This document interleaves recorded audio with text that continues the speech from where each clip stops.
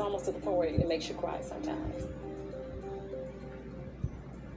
Why did you do it, Chief? How many of your students have been shot and killed? 63.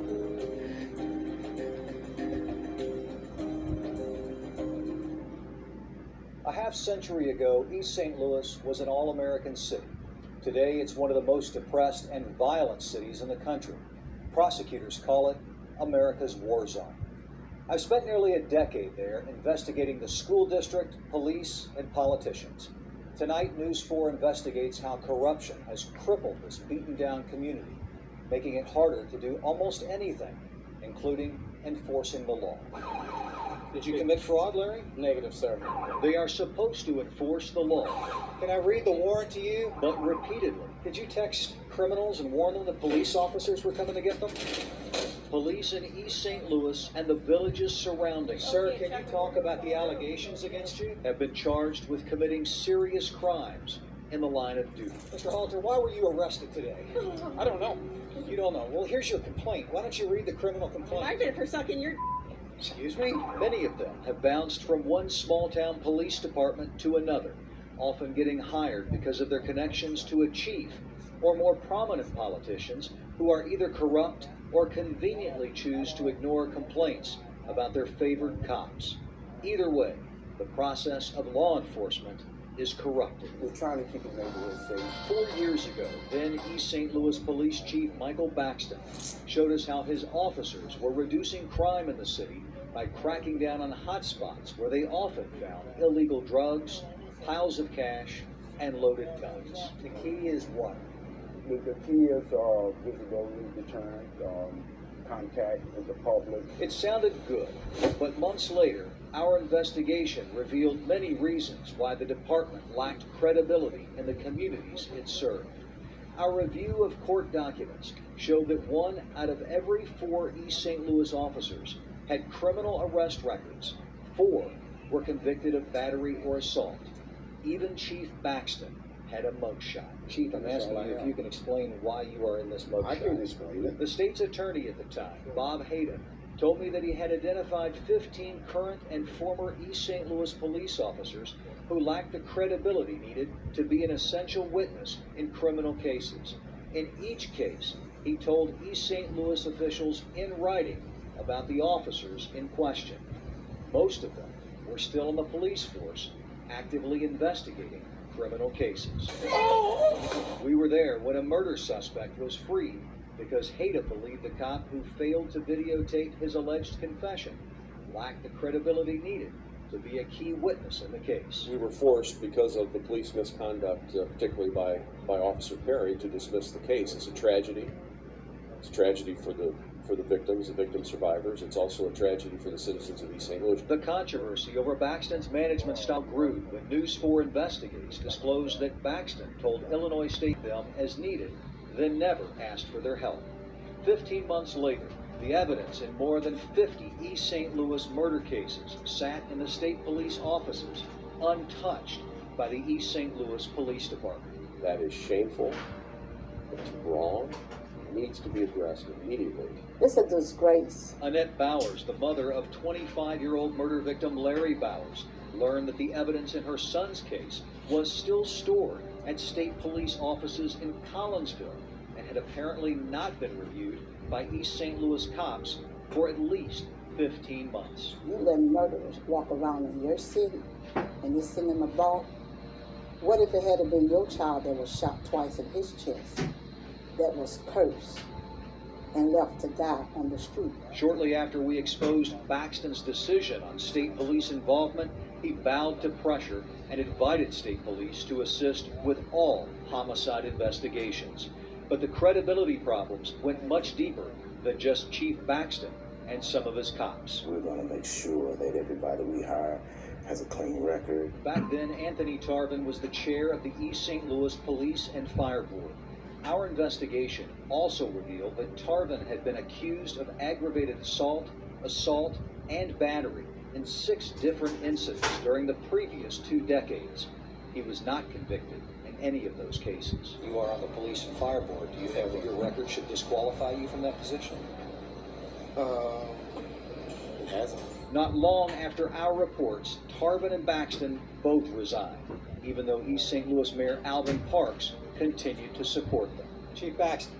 Yes, sir. Baxton became the police chief in Allerton, a small village just south of East St. Louis.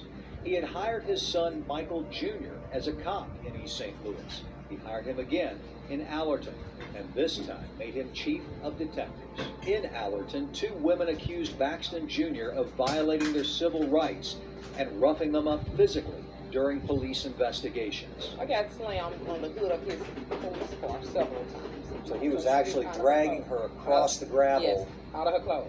Out of her clothes? Yes, She was out of her naked. shirt, naked. They also accused his father, the police chief, of failing to properly investigate those complaints. So from a Department of Policy and Procedure, I'm not allowed to speak with you. You have to speak to the chief, please. In Allerton, village leaders may proclaim Jesus as Lord, but criminals ran the government, so public officials are often cut a lot of slack.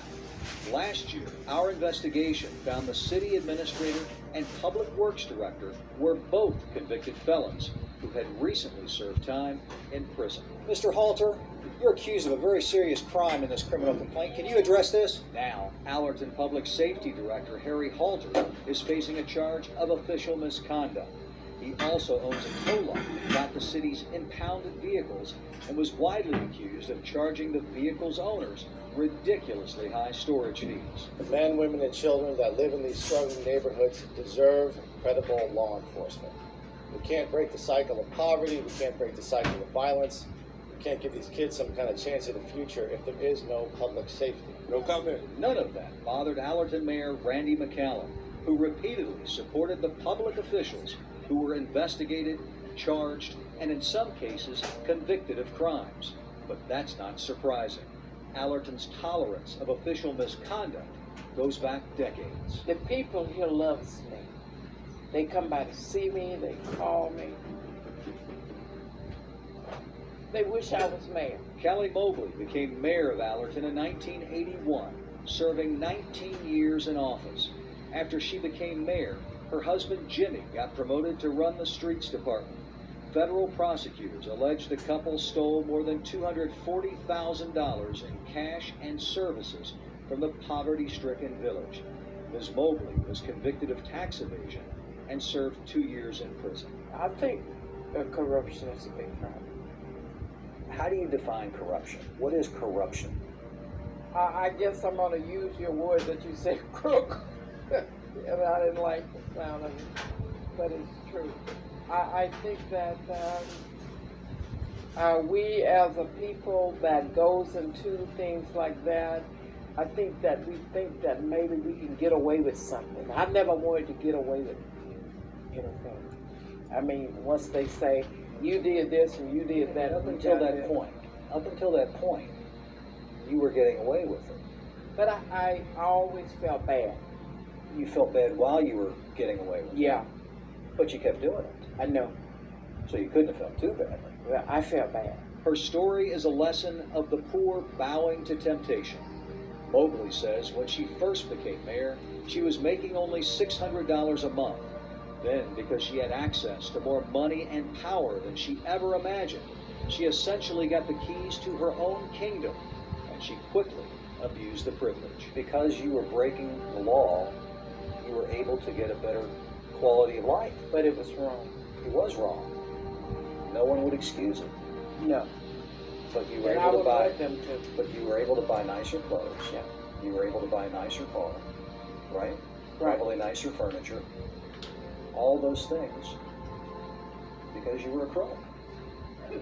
That's what you said. You got to change that name. But is that You right? get the dictionary, you're going to find another word for that.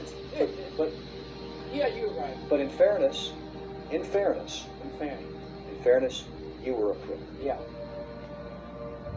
and it's hard to accept that. I don't like the terminology, but you were right. You're right. Others followed her example and also paid the price. Early this year, federal agents raided the home of then-Mayor Randy McCallum, who eventually pleaded guilty to stealing $1,000 from the village and attempting to deal crack cocaine. Just a few months after we confirmed Chief Baxton's 30-year-old felony convictions, he was caught in a federal sting operation after stealing what he thought was police evidence. A few months after what was then a still secret sting, East St. Louis rehired Baxton as police chief. 7 weeks later, Baxton pleaded guilty to theft and lying to federal agents. Do you feel like you made a bad decision when you hired Michael Baxton? No. We interviewed East St. Louis Mayor Alvin Parks the day after Baxton pleaded guilty. Mayor, you have to know how this looks in the city of East St. Louis. You hire a chief who stays here for 7 weeks, What do you and want then me he to do, Fred? and then he pleads guilty to 2 felony counts for misconduct and theft, lying to federal agents, while he's the police chief of one community, and lied to them while he was the police chief of your community. Okay. I mean, Is your job to punish us now? Are you here to crucify us? We turned the page when Mike Baxton resigned yesterday. We hired a new chief. We are here to pray with, work with, and fortify that new chief of police and the East St. Louis Police Department. why did you do it, Chief? But that culture is tough to change. On the day Baxton pleaded guilty, a uniformed police officer driving a marked East St. Louis police car picked him up and drove the former chief to his car. That driver, Officer Rudy McIntosh, had been an informant for federal prosecutors during a previous criminal investigation into corruption in East St. Louis city government. Really think it's